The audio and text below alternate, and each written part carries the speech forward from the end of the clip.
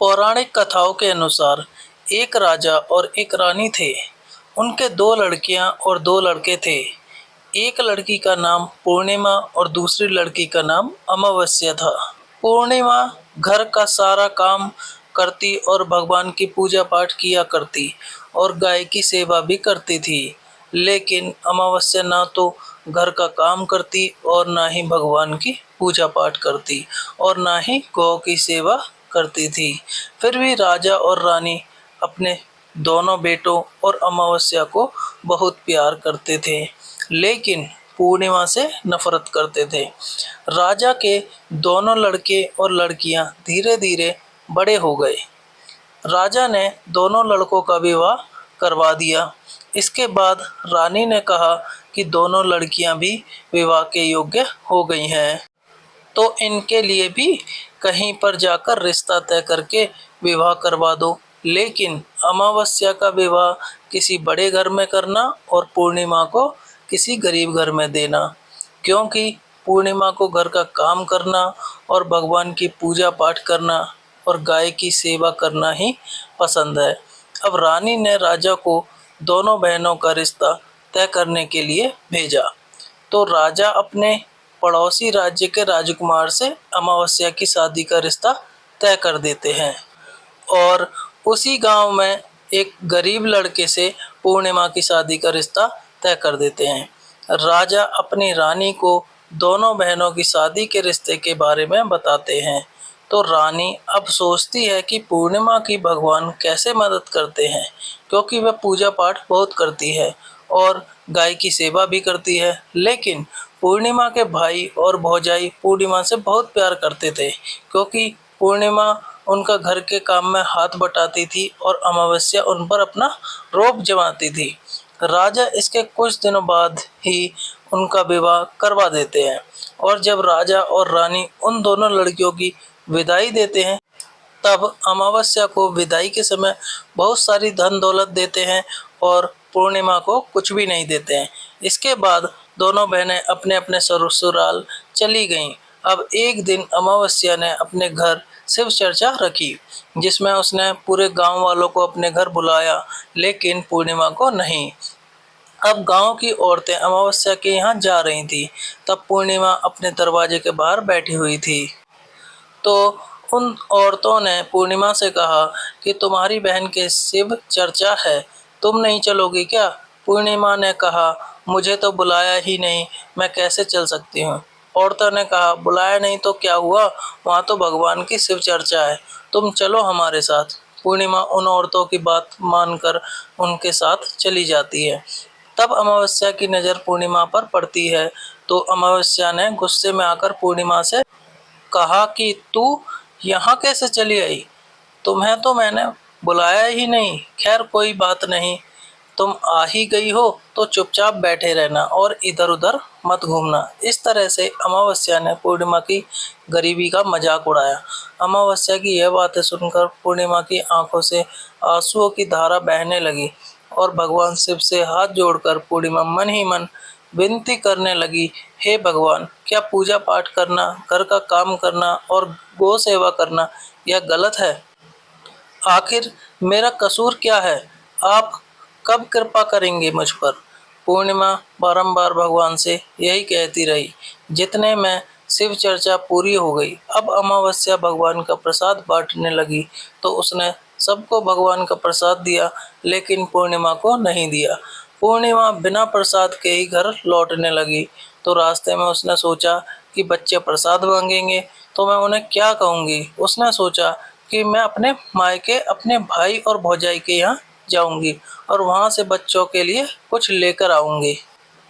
ऐसा सोचते हुए वह अपने घर आ गई और उसने अपने पति और बच्चों से कहा कि मैं अपने मायके जा रही हूँ।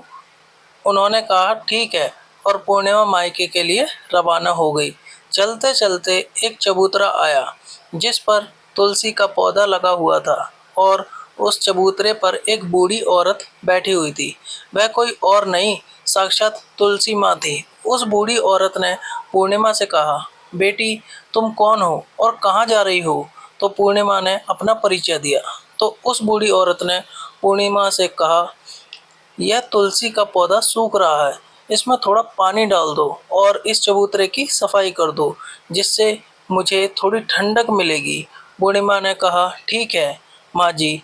उसने तुलसी में पानी डाला, चबूतरे की साफ सफाई की और उस बूढ़ी औरत को भी नहला दिया और उसके पैर दबाए और कहा, और क्या काम है माँ जी? उसने कहा, कुछ नहीं, अब तुम जाओ और वापस आते समय मुझसे मिलकर जाना। पूर्णिमा ने कहा, ठीक है माँ जी, और वह वहाँ से रवाना हुई। तो चलते चलते आगे एक शिव मंदिर आया। वहाँ पर भी एक बूढ़े बाबा मिले जो चबूतरे पर बैठे हुए थे। वह कोई और नहीं, साक्षात भगवान महादेव थे। उन्होंने पूर्णिमा से कहा, बेटी तुम कौन हो और कहाँ जा रही हो? पूर्णिमा ने अपना परिचय दिया। फिर उस बूढ़े बाबा ने कहा, इस चबूतरे और मंदिर की सफाई कर दो। बेटी पूर्णिमा ने कहा, ठीक है बाबा, और पूजा पाठ की और उस बूढ़े बाबा को भी नहला दिया और कहा, और क्या काम है बाबा? उस बूढ़े बाबा ने कहा, और कुछ नहीं बेटी, अब तुम जाओ और वापस आते समय मुझसे मिलकर जाना। पूर्णिमा ने कहा, ठीक है बाबा, और वह वहाँ से रवाना हुई। और आगे चलते चलते काली माँ का मंदिर मिला। वहाँ भी एक बूढ़ी औरत चबूतरे पर बैठी हुई थी।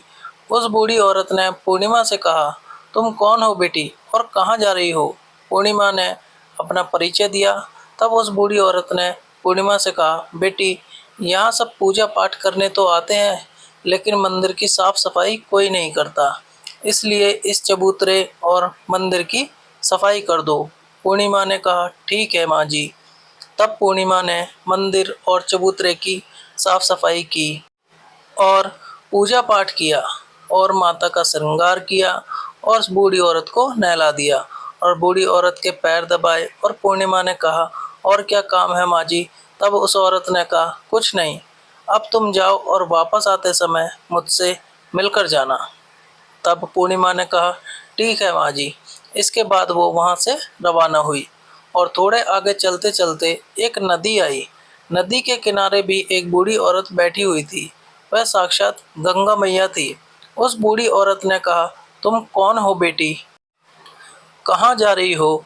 पूर्णिमा ने अपना परिचय दिया। इसके बाद उस औरत ने पूर्णिमा से कहा, इस नदी पर स्नान करने तो सब आते हैं, लेकिन यहाँ साफ सफाई कोई नहीं करता, इसलिए तुम इस किनारे पर साफ सफाई कर दो। पूर्णिमा ने कहा, ठीक है माँ जी। पूर्णिमा ने वहाँ पर साफ सफाई की और उस बूढ़ी औरत के पैर दबाए और कहा, और क्या काम है माँ जी? उस बूढ़ी औरत ने कहा, कुछ नहीं बेटी, अब तुम जाओ और वापस आते समय मुझसे मिलकर जाना। इसके बाद पूर्णिमा नाव में बैठने लगी तो नाव फूलों से सजी हुई थी। वह नाव में बैठकर नदी के दूसरे किनारे पर उतर गई। इसके बाद वह अपने पियर के घर पहुंच गई। वहां पर पूर्णिमा के भाई भौजाइयों ने उसे देखा तो वो बहुत खुश हुए और उन्होंने पूर्णिमा की बहुत खातिरदारी की और खूब सारी बातें करते हैं और कहा कि बच्चों को भी साथ लेकर आती। इसके बाद सब खाना खाकर सो जाते हैं और सुबह जब पूर्णिमा ने अपने ससुराल जाने के लिए कहा तो भाभीियों ने उसे एक लाल साड़ी दी और एक थैले में बच्चे के लिए कपड़े और खाने पीने के कुछ सामान रख दिए और कहा कि तुम बहुत दिनों के बाद आती हो, जल्दी जल्दी आया करो। पूर्णिमा ने कहा, ठीक है। इसके बाद पूर्णिमा की भाभीियों ने पूर्णिमा को हाथ में थैला दिया और कहा कि जल्दी वापस आना ही। इसके बाद पूर्णिमा वहाँ से रवाना हुई। पूर्णिमा अब आगे चली तो वही काली माँ का मंदिर आया। वहाँ भी काली माँ बूढ़ी माँ के रूप में बैठी हुई थी। उसने कहा, आ गई बेटी? पूर्णिमा ने कहा, हाँ माँ जी, मैं आ गई। तो काली माँ ने भी एक थैला दिया और कहा कि इसे घर ले जाकर ही खोलना। पूर्णिमा ने कहा, ठीक है माँ जी। और अब पूर्णिमा के पास 3 थैले हो गए। पूर्णिमा ने एक थैला सिर पर लिया और एक एक हाथ में लिया और वहाँ से रवाना हुई और आगे चली तो आगे वहीं भगवान शिव का मंदिर आया। वहाँ पर भगवान शिव बूढ़े बाबा के रूप में बैठे हुए थे। तो उन्होंने कहा, बेटी आ गई हो? तो पूर्णिमा ने कहा, हाँ बाबा, मैं आ गई। तो उस बूढ़े बाबा ने भी पूर्णिमा को एक थैला दिया और कहा कि इसे अपने घर ले जाकर ही खोलना। पूर्णिमा ने कहा ठीक है बाबा। अब पूर्णिमा के पास 4 थैले हो गए। अब पूर्णिमा के पास 4 थैले हो गए। अब भला वो अकेली 4 थैलों को कैसे ले सकती थी। इसलिए उसने पुरानी साड़ी निकाली, उन चारों थैलों को साड़ी में इकट्ठा बांध लिया और अब पूर्णिमा वहाँ से रवाना हुई और थोड़ा आगे चली तो वही तुलसी माँ बूढ़ी औरत के रूप में बैठी हुई मिली। उसने पूर्णिमा से कहा आ गई बेटी। तो पूर्णिमा ने कहा हाँ माँ जी मैं आ गई। तो तुलसी माँ ने भी पूर्णिमा को एक थैला दिया और कहा कि इसे घर ले जाकर ही खोलना। पूर्णिमा ने कहा ठीक है माँ जी। अब पूर्णिमा के पास 5 थैले हो गए। पूर्णिमा वहाँ से रवाना हुई और सीधे अपने घर आ गई। पूर्णिमा ने थैलों को नीचे रखा और सबसे पहले अपने मायके का थैला खोलकर देखने लगी तो उसमें बच्चों के लिए अच्छे अच्छे कपड़े और बच्चों के खाने पीने की चीज़ें और कुछ गहने थे। पूर्णिमा ने अपने बच्चों को वो नए नए कपड़े दिए और खाने पीने की चीज़ें दी तो बच्चे बहुत खुश हुए। अब पूर्णिमा ने दूसरा थैला खोला जो उसे गंगा माँ ने दिया था। उसमें सोना और चांदी भरा हुआ था। अब पूर्णिमा ने तीसरा थैला खोला जो उसे काली माँ ने दिया था। उसमें 16 श्रृंगार का सामान भरा हुआ था। अब पूर्णिमा ने चौथा थैला खोला जो भगवान शिव ने उसे दिया था। उसमें धन संपत्ति और वो सारी खुशियाँ भरी हुई थी। अब पूर्णिमा ने पांचवा थैला खोला जो उसे तुलसी माँ ने दिया था। उसमें चावल, दाल और 7 प्रकार का धान भरा हुआ था। अब पूर्णिमा के घर में किसी भी चीज़ की कमी नहीं थी और उसका घर धन धान्य से परिपूर्ण हो गया। अब पूर्णिमा और उसका परिवार खुशी खुशी रहने लगा। अब पूर्णिमा के मन में विचार आया कि क्यों ना मैं भी अपने घर शिव चर्चा कराऊं और शिव चर्चा का कार्यक्रम रखा। पूर्णिमा ने गांव से सभी को बुलाया और अपनी बहन के घर भी गई अपनी बहन को बुलाने के लिए। अब अमावस्या अपनी बहन के घर शिव चर्चा में आई तो उसने देखा कि पूर्णिमा के घर में किसी भी चीज़ की कमी नहीं है। इतनी धन दौलत देखकर अमावस्या आश्चर्यचकित रह गई और उसने पूर्णिमा से कहा कि तुम्हारे घर में इतनी धन दौलत कैसे आई। पूर्णिमा ने कहा देखो बहन, तुमने शिव चर्चा रखी और उसमें मुझे नहीं बुलाया तो भी मैं बिन बुलाए तुम्हारे घर आई और तुमने भगवान का प्रसाद तक मुझे नहीं दिया और तुमने मेरी गरीबी का मजाक भी उड़ाया। उसके बाद मैं जब अपने घर आ रही थी तो रास्ते में मेरे मन में विचार आया कि घर पर बच्चे जब प्रसाद मांगेंगे तो मैं उन्हें क्या कहूँगी। इसलिए मैंने सोचा कि मैं अपने मायके जाऊंगी और मैं अपने मायके चली गई और जो कुछ भी घटना हुई वह सब अमावस्या को बता दी। तब अमावस्या ने पूर्णिमा से कहा कि तुम भी मुझे प्रसाद मत दो और मुझे डांटो। लेकिन पूर्णिमा ने कहा कि यह तो भगवान शिव का प्रसाद है, मैं तो सबको दूंगी और तुम्हें भी दूंगी। फिर भी अमावस्या ने प्रसाद भी नहीं लिया और वह सीधे अपने घर चली गई। घर जाकर अपने बच्चों से कहकर वह अपने मायके जाने के लिए रवाना हो गई। चलते चलते रास्ते में वही तुलसी माँ मिली जो चबूतरे पर बूढ़ी माँ का रूप धारण करके बैठी हुई थी। उस बूढ़ी माँ ने अमावस्या से कहा बेटी तुम कौन हो और कहाँ जा रही हो। यह तुलसी का पौधा सूख रहा है, इसमें थोड़ा सा पानी डाल दो और इस चबूतरे की साफ सफाई कर दो। इस पर अमावस्या ने कहा ए बुढ़िया, तुझे दिखाई नहीं देता मैंने कितनी महंगी साड़ी पहन रखी है, यह गंदी हो जाएगी। ऐसा कहकर वह आगे चली। भगवान शिव मिले, उनको भी उसने ऐसे ही कह दिया।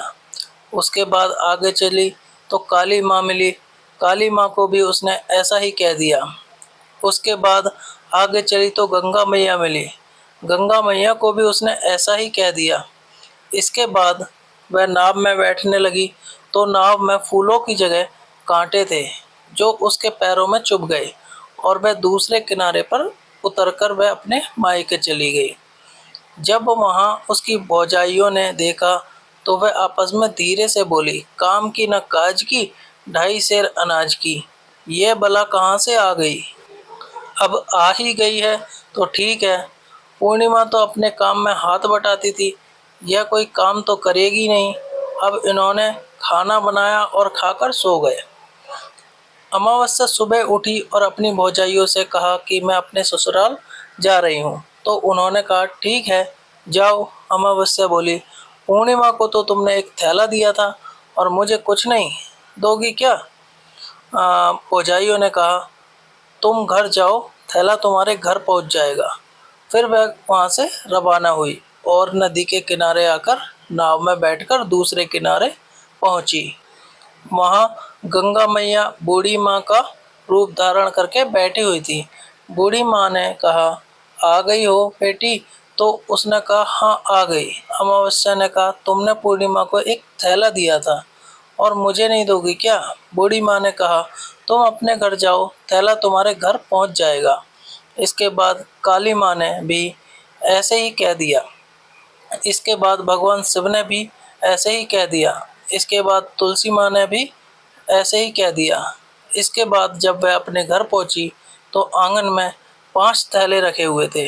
अमावस्या ने मन में सोचा कि आज तो मैं निहाल हो गई। उसने जल्दी जल्दी से सभी थैलों को खोला तो उसमें किसी में मिट्टी, तो किसी में पत्थर, तो किसी में कंकड़, किसी में कोयला, किसी में सांप बिच्छू भरे हुए थे।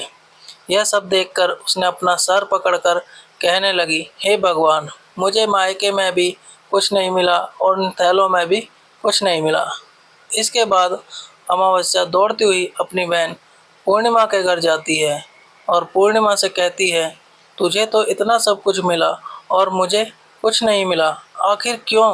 पूर्णिमा ने कहा कि जब मैं अपने मायके जाती हूँ तो अपनी भौजाइयों साथ मिलकर काम करती हूँ और तुमने कभी उनकी इज्जत नहीं की है, इसलिए तुम्हें वो भला क्या देती। और इसके बाद तुमने गंगा माँ को ठुकरा दिया और काली माँ को भी ठुकरा दिया और भगवान शिव को भी ठुकरा दिया और तुलसी माँ को भी ठुकरा दिया, इसलिए उन्होंने भी तुम्हें कुछ नहीं दिया। अमावस्या बोली, बहन मुझे माफ़ कर दो, मैंने सदा तुम पर अत्याचार किए हैं, मुझे कुछ नहीं मिला तो कोई बात नहीं, मैं भगवान की भक्ति करके सब कुछ प्राप्त कर लूँगी, मुझे इसका रहस्य बताओ। तो पूर्णिमा ने कही, तुम 3 सूत्र का ज्ञान ले लो। पहले सूत्र में दया मांगना और दूसरे सूत्र में चर्चा करना और तीसरे सूत्र में 108 बार ओम नमः शिवाय का जाप करना। बहन, भगवान ने जो 3 सूत्र दिए हैं इनको अपने हृदय में बसा लेना। मैंने सच्चे मन से भगवान की पूजा पाठ की, इसलिए मेरे पास कुछ नहीं था, फिर भी भगवान ने मुझे सब कुछ दिया और तुम्हारे पास जो सब कुछ था वो भी खत्म हो गया। इसके बाद अमावस्या अपने घर गई और भगवान की पूजा पाठ करने लगी और भगवान शिव से माफ़ी मांगने लगी और गौ सेवा करने लगी और दूसरों की मदद करने लगी। वीडियो अगर पसंद आया हो तो वीडियो को लाइक और चैनल को सब्सक्राइब करें और अपने दोस्तों के साथ शेयर करें। धन्यवाद।